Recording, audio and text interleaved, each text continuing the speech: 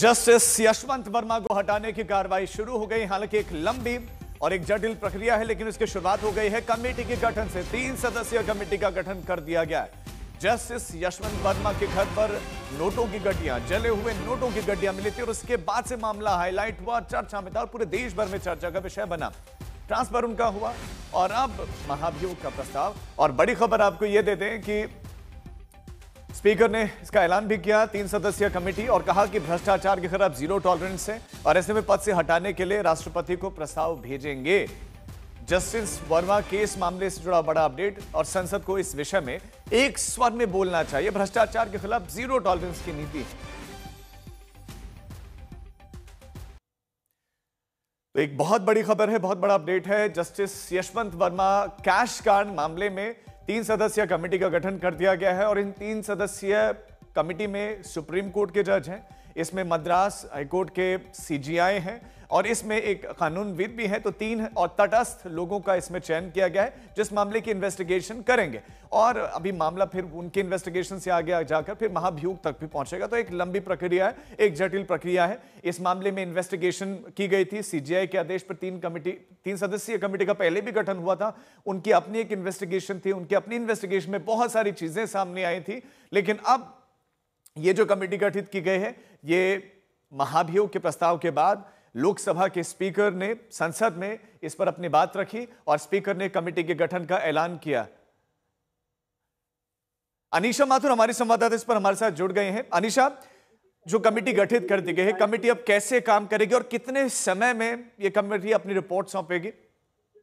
देखिए, कमेटी जो बिठाई गई है जजेस इंक्वायरी एक्ट 1968 के अंतर्गत बिठाई गई। जैसे कि अभी स्पीकर ओम बिरला ने कहा कि जो ये प्रस्ताव आया था उसको देखने के बाद उन्होंने प्रस्ताव को माना है, इसलिए प्रस्ताव को संसद के पटल पर रखा गया है। और जो कमेटी बिठाई गई है उसमें सुप्रीम कोर्ट के अभी सिटिंग जज अरविंद कुमार रहेंगे, chief justice of Madras high court जो हैं मनिंदर मोहन जी रहेंगे और एक सीनियर एडवोकेट हैं कर्नाटक में बेस्ड बीवी आचार्य, वो रहेंगे। तो ये 3 लोगों की कमेटी अब इस मुद्दे को देखेगी। याद रखिएगा, जजेस इंक्वायरी एक्ट के अंतर्गत सीधे तौर पर प्रोसीजर दिया गया है जिसमें ये कहा है कि ये कमेटी जो है इसको देखेगी, जो भी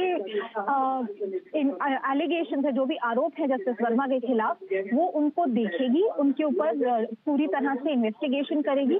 याद रखिएगा, इस कमेटी के पास जो है एक सिविल कोर्ट की तरह के पावर्स होती हैं, जो कि एविडेंस भी देख सकती है, सबूत भी देख सकती है, विटनेसेस को भी एग्जामिन कर सकती है, जस्टिस वर्मा को बुलाकर उनको भी क्रॉस एग्जामिन कर सकती है और उसके बाद ये कमेटी जो है अपनी रिपोर्ट पार्लियामेंट के सामने देगी। सीजीआई ने भी एक कमेटी बनाई थी, उस कमेटी ने तो अपनी रिपोर्ट दी और इस कमेटी में क्या डिफरेंस होगा? देखिए, ये आप सीधे तौर पे देखिए, जो चीफ जस्टिस ने 3 जजों की कमेटी बिठाई थी वो एक इन हाउस प्रोसीजर था, यानी कि वो सिर्फ चीफ जस्टिस को बताने के लिए कमेटी बैठती है कि इस केस में क्या आरोप है, क्या मुद्दे उठे हैं और क्या इसमें कोई एक्शन लेने की संभावना है। उस कमेटी की जो रिपोर्ट है वो क्रॉस एग्जामिनेशन वगैरह नहीं कर सकती है, वो सिर्फ मामले को देखकर अपनी रिपोर्ट दे सकती है। ये जो कमेटी है जजेस इंक्वायरी एक्ट के तहत जो बनाई गई है, इसके पास सबूत को एग्जामिन करने की भी पावर है, विटनेस को एग्जामिन करने की पावर है, क्रॉस एग्जामिन करने की पावर है, यानी कि जस्टिस वर्मा को भी मौका दिया जाएगा कि जो भी सबूत और बयान उनके खिलाफ है वो उनको टटोल सकते हैं, उन पर सवाल उठा सकते हैं। और सबसे बड़ी बात ये कि उस जो चीफ जस्टिस ने जो 3 जजों की कमेटी बिठाई थी, उस कमेटी की रिपोर्ट का कोई वैल्यू पार्लियामेंट के सामने नहीं है। याद रखिएगा, पार्लियामेंट उस कमेटी। ठीक है अनीशा, अब हमारे साथ बने रहे। हिमांशु मिश्रा भी हमारे संवाददाता हमारे साथ जुड़ गए। हिमांशु, ये तो तय है कि भ्रष्टाचार के खिलाफ जीरो टॉलरेंस की नीति है, ये कहा गया, लेकिन जो ये महाभियोग की प्रक्रिया है ये कितनी लंबी चल सकती है? देखिए राजीव, सबसे बड़ी बात यह है कि 3 सदस्यों की ये जो कमेटी बनाई है 3 महीने में अपनी रिपोर्ट जो है वो सौंपेगी और उसके बाद जो है इसके ऊपर जो है जस्टिस वर्मा के ऊपर जो है रिमूवल का प्रोसेस जो है मोशन लाया जाएगा और उस पर जस्टिस वर्मा या फिर उनके कोई वकील जो है आ सकते हैं जब उन पर चर्चा हो और उन सभी आरोपों पे अपनी तरफ से जो जवाब है वो दे सकते हैं। लेकिन इससे पहले हमको याद होगा कि सौमित्रो सेन उनको लेकर कोलकाता हाईकोर्ट के जज थे, उन पे भी भ्रष्टाचार के आरोप थे। उनको ऊपर जो है रिमूवल मोशन लाया गया था राज्यसभा में, वो खुद अपनी पैरवी करने आए थे। और इसी तरीके से अगर देखेंगे तो 3 महीने में पूरी की पूरी रिपोर्ट आएगी इस समिति की। और 3 महीने बाद जो है, जब ये मान के चले कि विंटर सेशन होगा, शीतकालीन सत्र होगा, उस सत्र के अंदर जो है उनके रिमूवल का मोशन जो है वो लाया जाएगा और उस पर पूरी चर्चा होगी। चर्चा के बाद जो है जस्टिस वर्मा अपना पक्ष रख सकते हैं सदन के अंदर। सदन के बाहर मतलब सदन के अंदर तो वो नहीं आ सकते, लेकिन एक चेयर लगाई जाती है बिल्कुल स्पीकर के सामने जो गेट है वहां, और वो वहां से वीडियो कॉन्फ्रेंसिंग होती है, सभी सदस्य उनकी बात को सुन सकते हैं। और वीडियो कॉन्फ्रेंसिंग क्योंकि लाइव टेलीकास्ट हो सकता है, उसको सुन सकते हैं, देख सकते हैं, और अपने पक्ष को वो रखेंगे, वो या उनके जो वकील है।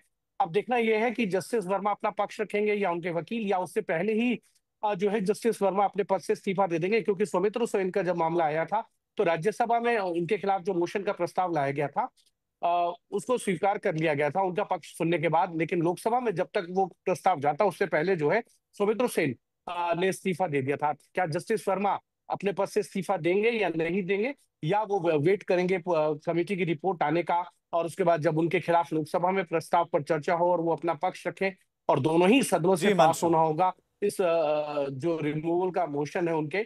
अगर दोनों ही सदनों से पास होता है और राष्ट्रपति को फिर जो है उसके बाद जो है सिफारिश की जाती है कि लोकसभा और राज्यसभा दोनों सदनों से उनके रिमूवल के मोशन को जो हो पारित कर दिया गया, उसके बाद राष्ट्रपति उनको उनके पद से मुक्त कर जी सकती हिमांशु। है। लेकिन क्या इससे पहले जी, जस्टिस वर्मा इस्तीफा दे देंगे, ये ये देखने देखने वाली वाली एक बात बड़ी होगी। बहुत शुक्रिया हिमांशु और अनिशा आपका इस तमाम जानकारी के लिए।